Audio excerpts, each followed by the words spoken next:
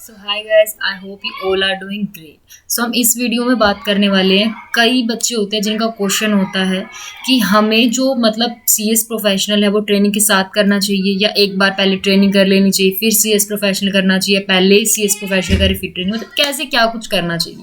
अगर गाइस मैं अपने पर्सनल एक्सपीरियंस से बताऊँ, भाई मैं training as well as exam थोड़ा मेरे को थोड़ा डिफ़िकल्टी हुई, मुझे ज़्यादा हुई, मैं मैनेज नहीं कर पाई। तो मैं तो अगर अपने पर्सनल पॉइंट ऑफ व्यू से आपको बोलूँ तो एटलीस्ट 1 मॉड्यूल या 2 मॉड्यूल आप क्लियर करो ट्रेनिंग स्टार्ट करने से पहले। देखो गाइस, आपको भी पता है ट्रेनिंग कोई मतलब फॉर्मेलिटी नहीं है कि चलो यार ठीक है ना, ट्रेनिंग तो होती ही जा रही है, अपने एग्जाम भी क्लियर होते जाएंगे। मान लो ठीक है, ट्रेनिंग आपकी कंप्लीट होगी 21 मंथ्स की और फॉर एग्जाम्पल तुम्हारा एग्जाम क्लियर नहीं हो, सीएस बन जाओगे, मेंबरशिप मिल जाएगी तुम्हें? कहाँ से मिल जाएगी? नहीं मिलेगी ना। तो उसके लिए देखा जाए तो अगर ट्रेनिंग भी अच्छे से ज़रूरी है और दूसरे आपका एग्ज़ाम भी बहुत आपको क्लियर करना है, वो भी ज़रूरी है। तो मुझे क्या लगता है ना कि जब वो बार बार तुम फेल का टैग देखते हो ना, तुम खुद पे क्वेश्चन करने लग जाते हो। तुम्हारा फिर ना तो मन करता है पढ़ने का, ना ही मन करता है तुम्हारा ट्रेनिंग करने का। मैं खुद के पॉइंट ऑफ व्यू से बता रही हूँ, मैं बिल्कुल भी मैंने जितना सब नहीं कर पाई दोनों की दोनों चीज़ें। जब आप फॉर्म में जाते हो, जब आपको दिखता है कि यार एग्ज़ाम आ गया, मान लो फॉर एग्जांपल दिसंबर अटैम्प्ट में हमें अक्टूबर नवंबर में लगने लग जाता है, बस अब तो आ गया एग्ज़ाम, मैं कैसे करूँगी, मैंने तो कुछ पढ़ा ही नहीं। हमें पहले लगता है कि अरे कोई नहीं, हम मैनेज कर लेंगे। एक बात बताओ, 10 बजे से जब आपकी 6-7 बजे तक टाइमिंग है, आने में भी आपको टाइम लगेगा, सुबह आपको जाने में भी टाइम लगेगा, सुबह आपको उठना भी पड़ेगा। अब आके जब आप 7-8 घंटे का वो काम करके आते हो, क्या आपको लगता है ऐसा कि मतलब आप आके डेली बेसिस पे पढ़ पाओगे? और फर्म में तो आपको पता ही है, जैसे कि सैटरडे का मेनली ऑफ नहीं होता। कंपनीज में भी ऐसा नहीं है कि 100% सारी कंपनीज में सैटरडे संडे ऑफ होता है, कुछ कंपनीज होती है जिनमें सैटरडे भी ऑफ नहीं होता है। तो क्या आपको क्या लगता है कि एक सिर्फ संडे से आप सीएस का एग्जाम क्लियर कर लोगे? कई बच्चे होते हैं बोलते हैं चलो यार एक एक मॉड्यूल तो हम देते ही रहेंगे, 21 मंथ्स बहुत लॉन्ग टाइम है, तो यार साथ साथ कर लेंगे। ट्रेनिंग तुम कर रहे हो तो यार ट्रेनिंग पे भी तुम्हें फोकस करना बहुत ज़्यादा ज़रूरी है, वहाँ पे भी तुम्हें सीखना है। ऐसे तुम फॉर्मेलिटी करने नहीं जा रहे हो ना वहाँ पे। देखा जाए तो आपको एक चीज़ तो पता होगा, हमेशा नॉलेज बेसिस पे आगे जॉब मिलेगी।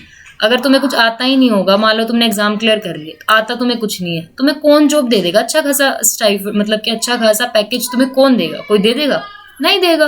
तो तुम क्लियर भी, अगर एग्जाम भी तुमने क्लियर कर दी तो फिर आगे तो ऐसा नहीं है कि मैं तो ये बोलूँगी एटलीस्ट 1 मॉड्यूल या 2 मॉड्यूल क्लियर करो। इससे तुम्हें थोड़ा सा हमेशा कॉन्फिडेंस रहेगा कि यार हमारा कुछ ना कुछ तो क्लियर है। जब तुम देखोगे ना तुम्हारे 9 के 9 ही पेपर क्लियर नहीं हुए और जैसे जैसे तुम्हारा ट्रेनिंग का तो टाइम कम होता जा रहा है, वो तो आता जा रहा है, तो अब हम क्या करें?